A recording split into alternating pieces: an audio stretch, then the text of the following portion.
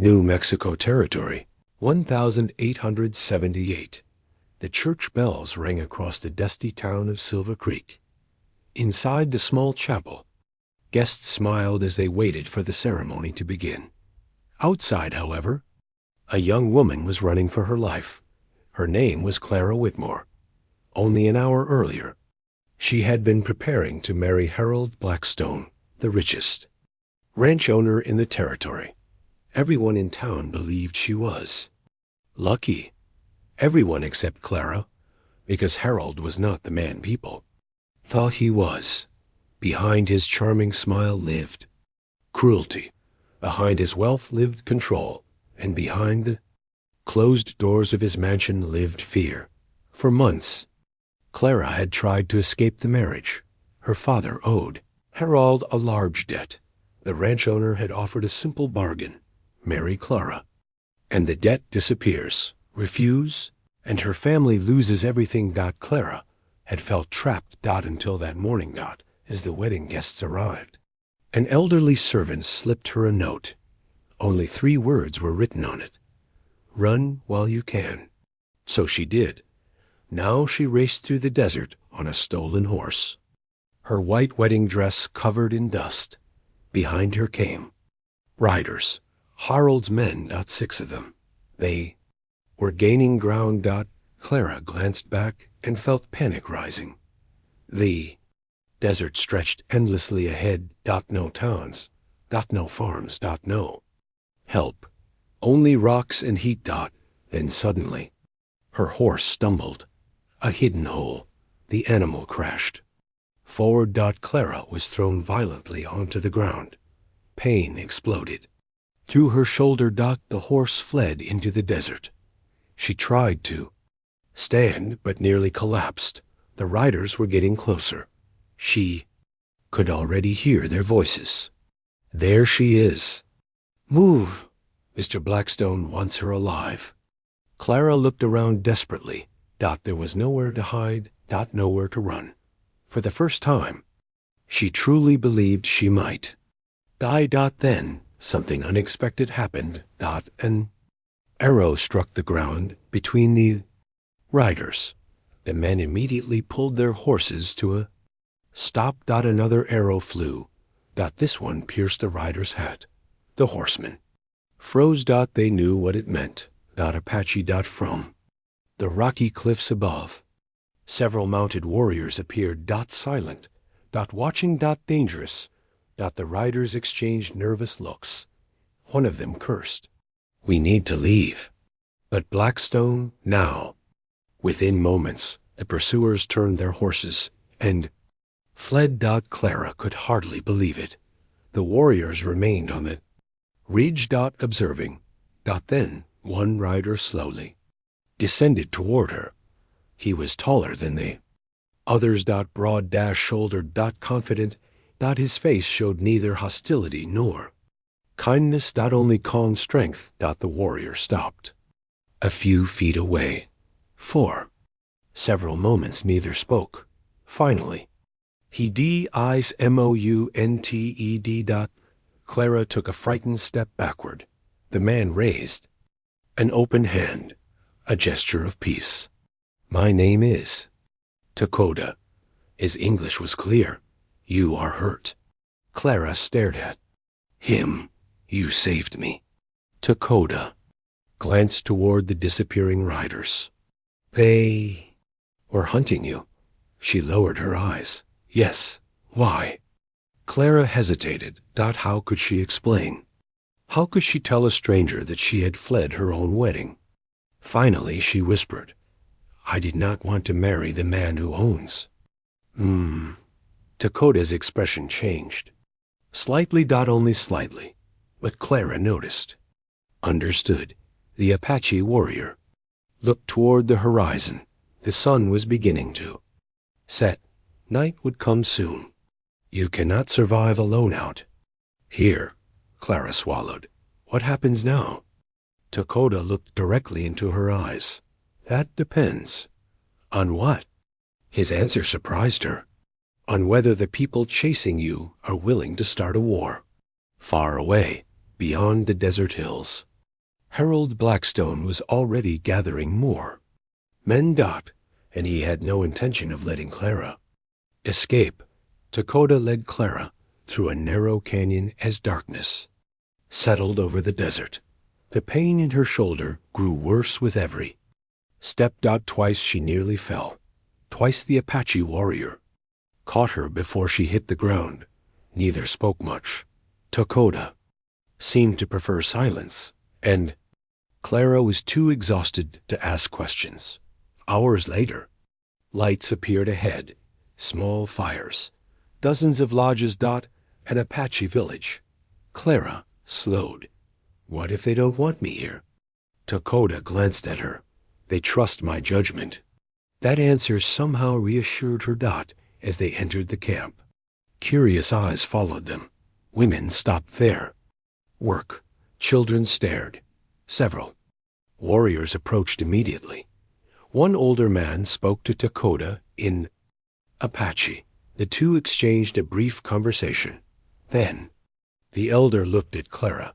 Not with hatred. Not with suspicion. Only curiosity. Takakota turned back to her. You are safe here tonight. For the first time all day, Clara felt relief. A woman named Apache treated her injuries and brought her warm soup. The kindness nearly brought tears to Clara's eyes. She had expected fear, perhaps even hostility.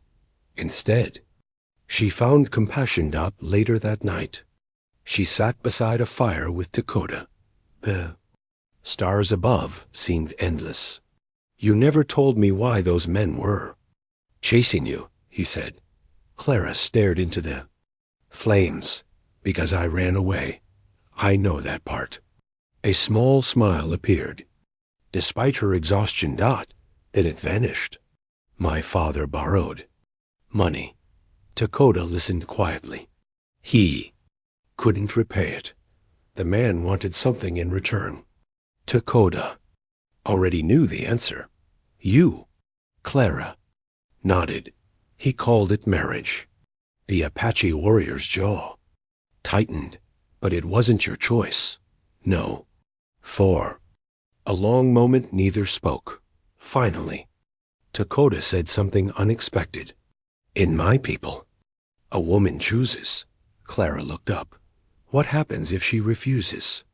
Then she refuses. The simplicity of his answer shocked her. Back in Silver Creek, no wealthy man would ever accept such a thing. But Takakota spoke as if it were obvious. As if freedom should belong to everyone. Before Clara could respond, hoofbeats suddenly echoed through the camp. A scout arrived at full speed. The horse was covered in sweat. The rider immediately jumped down. His face was serious, very serious. He spoke rapidly in Apache. Takakota stood. What is it? Clara asked. The warrior looked toward the dark horizon. There are riders coming. Her stomach tightened. Harold? Takakota nodded. The scout had counted nearly 20 men. Far more than before. Armed men. Angry. Men. Men willing to enter Apache territory. Clara's face turned pale. They came because of me. Takota's expression remained calm. No. What do you mean? He looked toward the approaching darkness. They came because they believe they can take what belongs to them. They... Words sent a chill through her. Because Harold Blackstone had always believed exactly that people, land, animals, everything was a possession. Everything could be bought. Everything could be owned.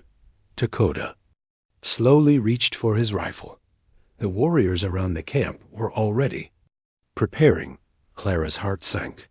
I don't want anyone hurt because of me. There's... Apache warrior looked directly at her. Then he said something she would never forget. You are not responsible for another man's greed. The fires burned brightly as warriors moved into position. Somewhere beyond the hills, Harold Blackstone and his men were riding toward the village. And this time, they were not coming to ask, that they were coming to take Clara by force. The council lodge fell silent after the scout's report. United States Cavalry. The words carried weight. Fear. War. Takakota looked toward the elders. "Are you certain?" The scout nodded. "I counted nearly 15 soldiers." The warriors exchanged uneasy glances. Clara felt her heart sink. Harold Blackstone had found powerful allies. Or so it seemed. The next morning, Takakota decided to see the truth for himself. He selected 3 trusted warriors and rode toward Blackstone's camp before sunrise. The journey took several hours. By midday, they reached a rocky ridge overlooking the valley below. The scout had been correct. Harold's camp was enormous. Tents stretched across the valley floor. Mercenaries moved between wagons. Horses grazed nearby. And there, beneath an American flag, stood a group of cavalry soldiers. Takakota studied them carefully. Something felt strange. The soldiers were not preparing for battle. They appeared to be guarding something. Or someone. Then he spotted the cavalry captain. The officer sat outside a tent reading documents. Beside him stood Harold Blackstone. The rancher looked nervous. Very nervous. Takakota narrowed his eyes. That alone was unusual. Harold feared almost nothing. Yet now he appeared frightened. The Apache warrior waited, watching, listening. Eventually the wind carried fragments of conversation toward the ridge. Not much, only enough. But enough was all Takakota needed. Fraud. Land claims. Federal investigation. Stolen property. Takakota frowned. This wasn't a military alliance. This was something else. Something entirely different. The cavalry hadn't come to help Blackstone. They had come because of him. Hours later, after darkness fell, Takakota slipped into the camp alone, silent as a shadow, invisible among the tents. Years of hunting had taught him patience. He moved closer, careful, listening, and he found the captain's tent. Inside, voices argued. Takakota recognized one immediately. Harold Blackstone. The second belonged to the cavalry officer. "You lied to us," the captain said. Harold slammed a hand onto the table. "I did no such thing. You claimed the Apache kidnapped the woman." "They did." "Then why do we have witnesses saying she fled willingly?" Silence. The captain continued. "And why does this document say the debt belonged to her father, not her?" Takota's eyes narrowed. "Document?" Inside the tent, papers rustled. The officer's voice hardened. "Mr. Blackstone, forcing a woman into marriage is not legal." Harold's breathing grew heavy. The rancher's calm facade was beginning to crack. "You don't understand." "No," the captain replied coldly. "I think I finally do." Takakota smiled slightly. The truth was surfacing. Then he heard something even more important. The officer picked up another paper. "This land deed is also fraudulent." Harold froze. Takakota listened carefully. The captain continued. "You claimed ownership of nearly 20,000 acres." "Yes, land that belongs to local settlers." Harold said nothing. The officer's voice became icy. "And possibly Apache territory as well." Suddenly everything made sense. Clara had never been the true prize. She had been part of a larger scheme, a way for Harold to strengthen his influence, to acquire land, power, control. The marriage would have helped him secure claims throughout the region. Takakota quietly slipped away.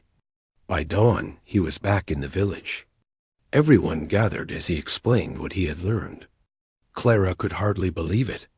My father really owed him money. Takakota nodded. The debt was real, but the marriage was never about love. She laughed bitterly. I know that. Takakota looked directly at her. It wasn't even about the debt. The realization hit her. Harold had used her family, used the debt, used fear, all to expand his empire. The elders exchanged grim looks.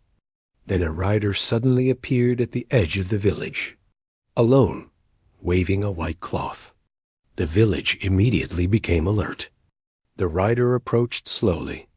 When he finally stopped, everyone recognized him. The cavalry captain. He climbed down from his horse, then looked directly at Clara and said words nobody expected. Miss Whitmore, I believe Mr. Blackstone owes you an apology. But Harold Blackstone was not planning to apologize. At that very moment, he was preparing something far more dangerous. Something that could destroy both the Apache village and the cavalry. Camp in a single night, the cavalry captain introduced himself as Captain William Carter. Unlike Harold Blackstone, his eyes carried honesty. He spent most of the day speaking with the elders, Clara and Takakota. By evening, he had reached a conclusion. Blackstone was guilty, very guilty. The marriage scheme, the fraudulent land claims, the forged documents, everything pointed toward corruption. Captain Carter finally stood before the village council. Tomorrow morning, he said, I will place Harold Blackstone under arrest. Relief spread through the room. At last, it seemed the nightmare was ending. But Takakota remained uneasy. Something felt wrong. Men like Blackstone did not surrender quietly. That night, while most of the village slept, Takakota sat near the edge of camp, watching the darkness. The moon was hidden behind clouds.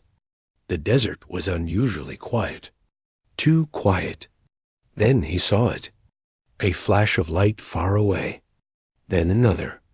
Not campfires. Torches, moving torches. Many of them. Takakota immediately stood. A scout rushed up beside him. Riders, how many?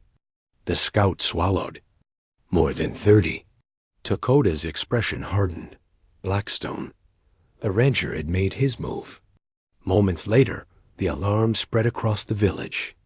Warriors grabbed rifles. Women hurried children toward safer ground. Captain Carter and his soldiers quickly prepared as well. Within minutes, the entire valley was awake. Then the riders appeared. Not from one direction. From 3. They surrounded both the Apache village and the cavalry camp. At their center rode Harold Blackstone. His face was twisted with rage. Captain Carter stepped forward. Mr. Blackstone. The rancher laughed. You should have stayed out of this. The captain drew his revolver. You are under arrest. Blackstone smiled. No. Then he raised his hand. The riders behind him lit dozens of torches. Clara gasped. Takakota immediately understood. Fire. Blackstone wasn't planning a battle. He planned to burn everything. The village. The evidence. The witnesses. Anyone standing against him. The rancher's voice echoed across the valley. If I lose everything, his smile widened. Everyone loses everything. The first burning torch flew through the air. Then another. And another. Flames erupted among the dry grass. Within seconds, fire began spreading rapidly. Panic swept across the valley. Children screamed. Horses bolted. Smoke filled the air. Takakota grabbed Clara's arm. Stay close. The Apache warriors charged. The cavalry soldiers charged. For the first time, both groups fought side by side. Against Blackstone. Gunfire exploded across the darkness. Chaos erupted everywhere. Takakota raced through the smoke, helping families escape the flames. Then he saw something horrifying. A burning wagon was rolling downhill.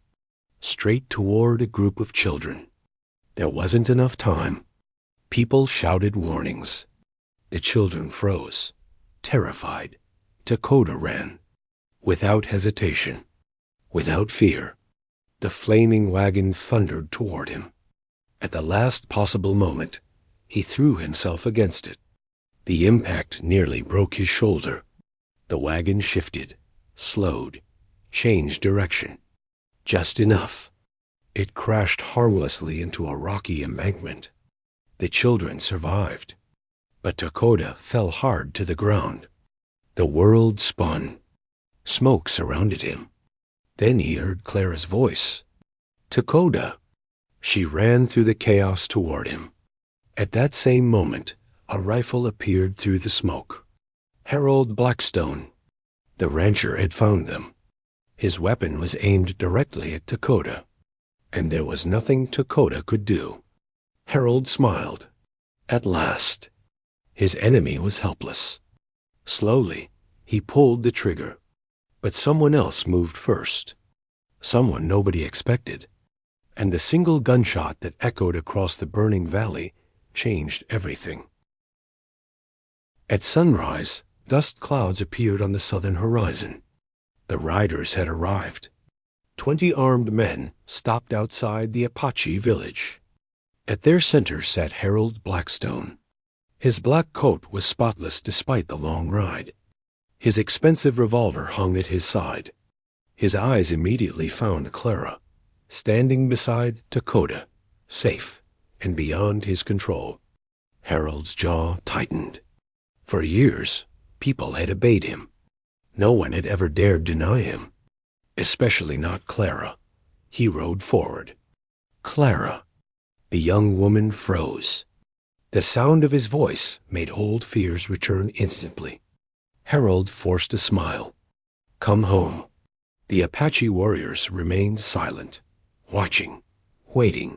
Clara took a deep breath. No, the smile disappeared. Harold's eyes darkened. "You don't understand. I understand perfectly. You belong with me." Takakota stepped forward. Immediately several of Blackstone's men raised their rifles. Apache warriors did the same. The air became tense, dangerously tense. Harold glared at Takakota. "This is none of your business." Takota's expression never changed. "The woman has spoken." Harold laughed. "A savage is lecturing me about law?" Several warriors tightened their grip on their weapons. Clara could see the anger building. But Takakota remained calm. "You are standing on Apache land." Harold leaned forward in his saddle. And she does not wish to leave." For several seconds nobody spoke. Then Harold smiled. A cold smile. The kind Clara knew too well. Very well. The rancher slowly reached inside his coat. Several warriors prepared for a fight. Instead, Harold pulled out a folded paper. He held it high. A legal marriage contract. The men behind him nodded. Harold continued. "Signed by her father." Clara's face fell. She knew exactly what document he meant.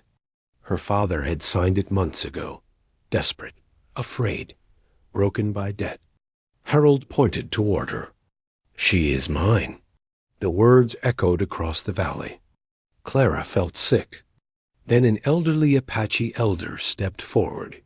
He had listened quietly until now. His name was Matu, respected by everyone, including Takakota. The old man studied the paper from a distance. Then he looked at Harold. "Can she read?" Harold frowned. "What?" "The contract." "Of course. Did she sign it?" The rancher hesitated. Only briefly. But everyone noticed. Mato nodded. "I see." Harold's face hardened. "It doesn't matter." "It matters." The elder pointed toward Clara. "If her name is not on the paper, the agreement belongs to 2 men." The Apache villagers murmured. Mandu continued. "Not to the woman." For the first time, Harold seemed uncertain. The old man turned toward Clara. What do you choose? The entire valley became silent. Clara looked around. At the warriors. At Takakota. At the people who had offered her kindness without asking anything in return. Then she faced Harold and spoke clearly. I choose freedom. The words struck him like a slap. His face turned red. His hands trembled. For a moment, Clara thought he might draw his gun. Instead, he laughed. A frightening laugh. Freedom? His eyes moved across the village. You think this is over? No one answered. Harold pointed directly at Takakota. You stole what belongs to me. Takota's eyes narrowed. The Apache warrior took a single step forward. I stole nothing. The rancher smiled again. Then let's see what happens when I return. Clara's heart sank. Return? Harold turned his horse. His men followed. But before leaving, he looked back one final time, and the hatred in his eyes chilled everyone who saw it. You have 7 days. Takakota frowned. For what? Harold's answer echoed across the valley. To give me the woman. His smile widened. Or I will bring enough men to burn this village to the ground. Then he rode away. The dust slowly disappeared into the distance. But no one celebrated, because everyone knew one thing. Harold Blackstone had just declared war. And 7 days was not much time to prepare. The village council gathered that evening. Warriors sat around the central fire, while elders discussed Harold Blackstone's threat. Everyone understood the danger. Blackstone was wealthy. Wealth bought rifles. Wealth bought mercenaries. Wealth bought trouble. Takakota stood beside the fire. He will come. Several warriors nodded. One of them, a young fighter named Nico, spat into the dust. Good. Let him come. The elder Mato shook his head.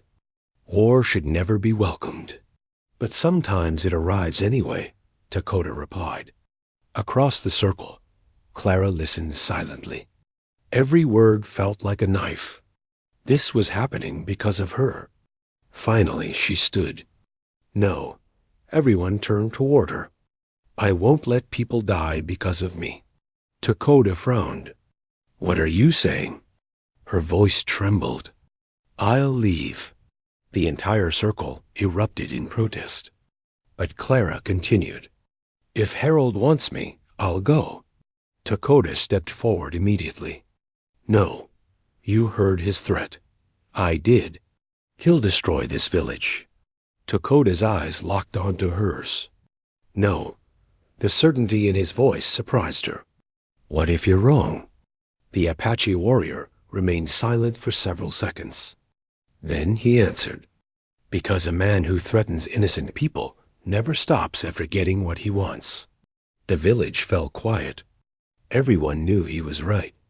If Clara surrendered today, Blackstone would simply demand something else tomorrow. Land, animals, control, more power. That was the nature of greedy men. Later that night, unable to sleep, Clara walked alone toward the edge of the village. Moonlight covered the desert. The air felt cool, peaceful. For the first time in many days, she allowed herself to breathe. Then she heard footsteps. Takakota. He approached quietly. You should be resting. She smiled faintly. So should you. For a while, they stood together in silence. Finally, Clara spoke. Why are you helping me? Takakota looked toward the stars. My mother once needed help. Clara turned toward him. What happened? His expression darkened. Many years ago, she escaped men who wanted to hurt her. The answer explained everything. Someone helped her? Takakota nodded. An Apache family gave her shelter. Clara looked down. And now you're repaying that kindness. Yes. For several moments, neither spoke. Then Clara asked a question she had been avoiding. What if Harold attacks? Takota's gaze drifted toward the distant horizon. Then we defend our people. The simplicity of the answer both comforted and frightened her. Before she could reply, a horse suddenly galloped into the village. A scout. The rider jumped down breathlessly. His face was pale, very pale. Takakota immediately stepped forward. What happened? The scout swallowed. We found Blackstone's camp, and the man's voice shook. He has more than mercenaries. The warriors exchanged worried looks. What else? Takakota asked.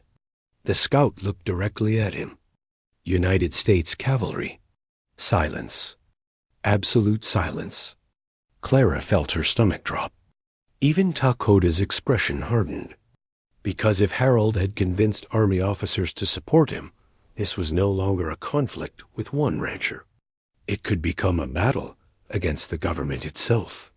And that was a fight no Apache village could win. Far away, in Blackstone's camp, a cavalry captain was already studying a map, and beside him sat a man holding a document that could change everything. A document proving that Harold Blackstone was hiding a secret far more dangerous than anyone imagined. A gunshot echoed through the burning valley. For a brief moment, everything seemed to stop. Takakota looked up. Harold Blackstone's eyes widened in shock. The rancher's rifle slipped from his hands. Then he slowly fell from his horse. A dark stain spread across his chest. Clara stared in disbelief. Someone had shot him. But who? Through the smoke emerged an unexpected figure. Captain William Carter. His revolver was still raised. Cavalry officer lowered it slowly. I warned him. The valley remained silent. Even the mercenaries looked stunned. Their leader was dead. Just like that. The man who had controlled their lives through fear and money was gone. Around them, the fire still burned, but the battle was already ending. Many of Blackstone's riders threw down their weapons. Others fled into the darkness. The remaining mercenaries surrendered. Without their leader, they had nothing left to fight for. Clara helped Takakota to his feet. Are you hurt? Takakota managed a small smile. Only my pride. Despite everything, she laughed. It was the first time he had heard her laugh since arriving at the village. Hours later, the flames were finally extinguished. The village had suffered damage. Several lodges were destroyed, but the people were alive, and that mattered most. As dawn approached, Captain Carter gathered everyone near the central fire. There is something you should know. The villagers listened. The captain held up a thick folder of documents recovered from Blackstone's camp. We found records. Takakota frowned. What kind of records? The officer opened the folder. Evidence. Clara suddenly looked uneasy. What evidence? The captain's expression softened. Evidence about your family. The young woman froze. My family? Carter nodded. Your father never borrowed the money. The words struck her like lightning. What? The debt was fabricated. Silence spread across the gathering. The captain continued. Blackstone forged everything. Clara felt her knees weaken. For years her family had lived in fear. Her father had worked himself nearly to death, trying to repay a debt that never existed. And now she learned the truth. It had all been a lie. One enormous lie, designed to trap her, designed to force the marriage. Tears filled her eyes. Not tears of sadness, tears of relief. The burden she had carried for so long suddenly vanished. Her father had never failed. He had been a victim, just like she had. Then Captain Carter revealed something even stranger. There's more. Everyone looked at him. The officer pulled out another document. Older. Much older. this land. He pointed toward the valley surrounding the village. Blackstone claimed ownership of it. Takakota nodded. We know. The captain smiled. Well, he didn't own it. The villagers exchanged confused looks. Then who does? Motto asked. The officer looked directly at Clara. You do. The entire gathering fell silent. Clara stared at him. I what? Captain Carter handed her the paper. The original owner of this valley was your grandfather. The young woman couldn't believe what she was hearing. The land passed to your family. He pointed toward the signature. It was stolen decades ago through fraud. Takakota looked at Clara. She looked equally stunned. The valley, the river, the surrounding hills, everything lightly belonged to her family. The realization left everyone speechless. But Clara slowly shook her head, and she did something nobody expected. She handed the document to Motto. The old elder looked surprised. Why? Clara smiled through her tears. Because this place saved my life. She looked around at the villagers. At the people who had sheltered her. Protected her, accepted her, without asking for anything in return. Then she turned toward Takakota. And because a home belongs to those who love it, the elder smiled.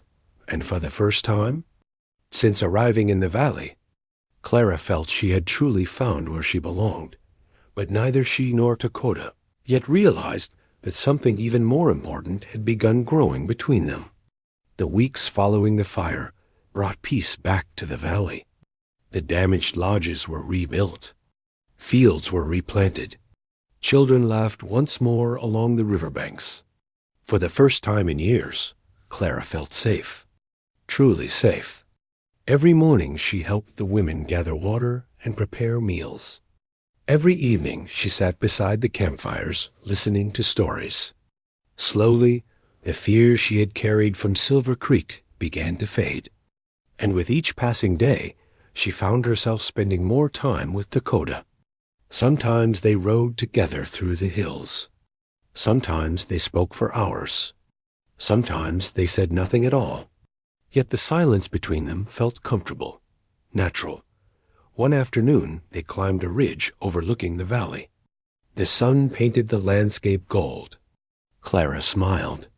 It's beautiful. Takakota nodded. My father used to bring me here. She looked at him. When you were a boy? Yes. What did he teach you? Takakota thought for a moment. He said a leader protects people. Clara smiled. Wise man. He also said protecting people often breaks your heart. The smile faded slightly. She understood now. Takakota carried responsibility every day. The safety of the village. The future of the tribe. The burden was never far from his thoughts. Then something unexpected happened.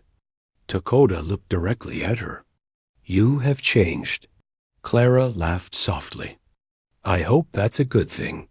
It is. She felt warmth rise to her cheeks. Before either could say more, a distant rider appeared, moving quickly, very quickly. The rider reached the village before sunset. His horse was exhausted. The man carried a message from Silver Creek. Clara's heart tightened immediately. What happened? The messenger removed his hat. It's your father. Fear surged through her. Is he hurt? No. Relief flooded her. Then the messenger continued. But he disappeared. Silence.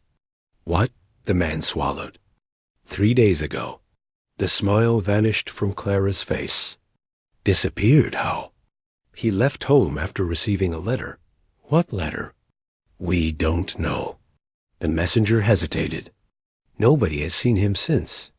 Takakota immediately sensed trouble. What did the letter say? No one knows. The rider handed Clara a folded piece of paper. We found this in his room. Clara opened it. Inside was a single sentence. Her hands began shaking. Takakota looked at the page. "What is it?" Clara could barely speak. The note read, "If you want the truth about your mother, come alone." The world seemed to stop. "My mother?" she whispered. Takakota frowned. "You never knew her?" Clara slowly shook her head. "She died when I was a baby." At least that was what she had always been told. The Apache warrior exchanged a glance with Matu. Neither liked what this meant. Someone had lured her father away. Someone who knew secrets about Clara's past. Someone who wanted him badly enough to make him disappear. That night, sleep never came. Clara sat beside the fire staring at the note. Her mother. The woman she had never known. The woman whose face she couldn't even remember from a picture. What truth could be worth kidnapping a man? Finally, just before dawn, she made her decision. She would find her father, no matter where the trail led. But when she stepped outside her lodge with her horse prepared, she found Takakota waiting, already saddled, already ready to ride. Clara sighed. "You knew I would leave." Takakota smiled. "Yes, you can't stop me. I wasn't planning to." She looked at his horse. "Then why are you here?" The Apache warrior mounted calmly. Then he gave the only answer she wanted to hear. "Because you're not going alone." Together, they rode toward the rising sun. Neither realized that the journey ahead would reveal a secret hidden for more than 20 years. A secret that would change Clara's life forever. For 3 days, Clara and Takakota followed the trail eastward. Tracks were easy to follow. Whoever had taken Clara's. Father wasn't trying to hide. That worried Takakota. Men who left obvious. Trails were usually confident, dangerously. Confident. On the 4th morning, they reached an abandoned mission. Hidden among rocky hills, the building was. Old. Weathered. Half swallowed by time. Takakota studied the area. Carefully. There. Clara. Followed his gaze. 2 horses stood beside the mission. One belonged to her father. Her heart immediately began racing. They dismounted quietly. Weapons. Ready. The wooden doors creaked as they entered. Inside, sunlight filtered through broken windows. Dust floated through the air. Then Clara heard a familiar voice. Clara. Her father. Alive. She ran toward him. Thomas Whitmore sat tied to a chair, but otherwise unharmed. Tears filled Clara's eyes as she embraced him. "Are you all right?" He nodded. "I'm fine." Takakota quickly cut the ropes, but something felt strange. Thomas didn't look frightened. He looked guilty. Very guilty. Before anyone could ask why. Footsteps echoed through the mission. A woman emerged from the shadows. Older. Perhaps 50 years old. Elegant despite the years. Clara. Froze. Something about her seemed familiar. The woman smiled. Sadly, "I've waited a long time for this moment." Takakota immediately stepped in front of Clara. "Who are you?" The woman's eyes filled with emotion. Then she answered, "My name is Elena." Thomas Whitmore lowered his head. The silence that followed felt endless. Finally, Elena looked directly at Clara and spoke words that changed everything. "I am your mother." The world stopped. Clara stared at her, unable to breathe, unable to think. "No." Her voice barely escaped. "My mother died." Elena's eyes filled with tears. "No." Clara looked toward her. "Father. Desperate. Confused. Tell me she's lying." But Thomas couldn't, because she wasn't. The truth slowly emerged. 20-3 years earlier. Elena had been kidnapped by a criminal gang. During a journey west, everyone believed she had died. Even Thomas. For years he searched. For years he hoped. Then eventually he gave up. Raised Clara alone, but Elena had survived. She eventually escaped. Yet by then, the world believed she was dead, and powerful enemies were still hunting her. The safest thing she could do was stay hidden. Until now, Clara's knees weakened. All her life she had mourned a mother she never knew. And now that mother stood before her. Alive. Crying. Waiting. Slowly, Elena stepped closer. I watched you from afar. Clara looked up. What? Elena nodded. I saw you grow up. Tears rolled down her cheeks. I wanted to come home. Why didn't you? The answer broke everyone's heart. Because every time I got close, men tried to find me. Takakota frowned. What men? Elena's face darkened. The same men who once kidnapped me. The Apache warrior immediately understood. Someone powerful had wanted her hidden for decades. But why? Then Elena revealed the final secret. My father wasn't just a rancher. Everyone listened. He was a federal judge. The room fell silent. He gathered evidence against some of the most powerful criminals in the territory. Takakota exchanged a glance with Thomas. Now it made sense. The kidnappers had never wanted Elena. They had wanted access to her father. His evidence, his secrets. Years later, those same enemies still feared what she knew. Elena smiled sadly. They're all gone now. Dead or imprisoned. For the first time in 20 years, she was finally free. Clara stared at her mother, the woman she had dreamed about her entire life. Then slowly, she stepped forward. And embraced her. Both women cried. Years of loss.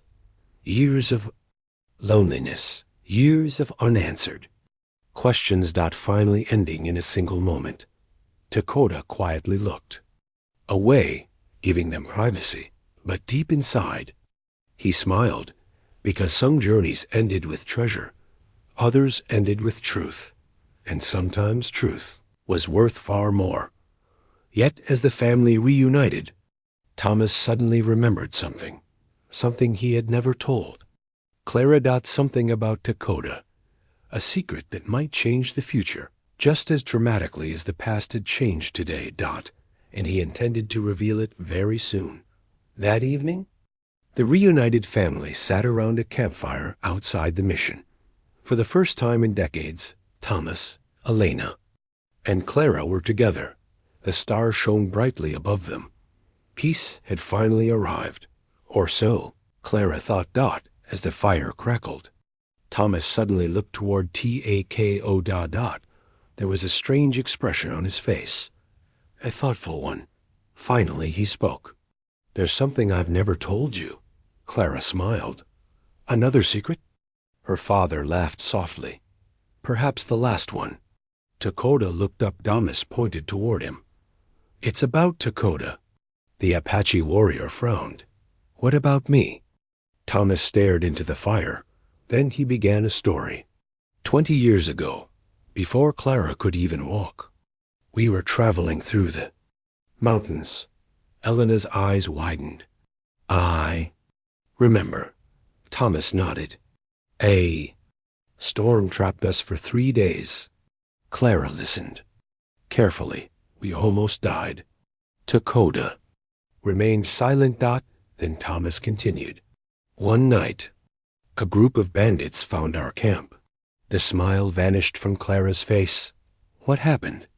We would have been killed. Elena nodded. We had nowhere to run. The fire crackled softly. Then Thomas smiled. Until an Apache warrior appeared. Takakota frowned. Who? A man named Gray Wolf. The Apache warrior froze. His father. The entire world seemed to stop. Thomas nodded. Your father saved our lives. Takakota stared at him. He never told me that. He never asked for thanks. Elena smiled warmly. He simply helped us. For a long moment nobody spoke. Then Thomas laughed softly. Afterward, your father said something I'll never forget. Takakota listened carefully. He said, sometimes fate sends strangers into our lives for a reason. The Apache warrior lowered his eyes. His father had always believed such things. Then Thomas looked at Clara. And now here we are. They. Meaning was obvious. The same family that Gray Wolf had once saved had unknowingly returned years later, and his son had saved them. Again, the circle had closed. Elena smiled. Perhaps your father was right. Clara looked toward Takakota. Their eyes met. Neither spoke. Neither needed to dot over the months that followed. Elena and Thomas settled near the valley. The stolen land was legally returned to the local families. Captain Carter ensured every fraudulent claim made by Harold Blackstone was erased. Peace slowly spread across the region.